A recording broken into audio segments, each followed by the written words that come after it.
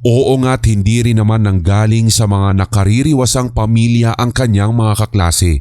Pero hindi dumarating sa puntong marumi ang damit ng mga ito o kaya ay nagbabaon ng nilagang kamote, saging o gabi. Di kaya'y nag-uulam ng hawot o kaya'y nilagang talbos na may bagoong. Siya lamang ang ganoon. Siya lamang ang sukdulan ang hirap at nakakatawa pala yun. Nakakatawa kaya't kailangang siya ay saktan.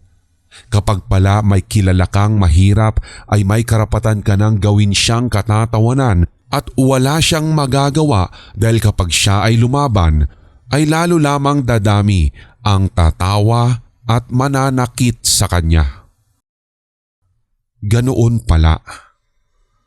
Kung kaya naman, natanim sa murang kaisipan ni Harold na ang mga mahihirap ay dapat iurakan, tawanan at saktan.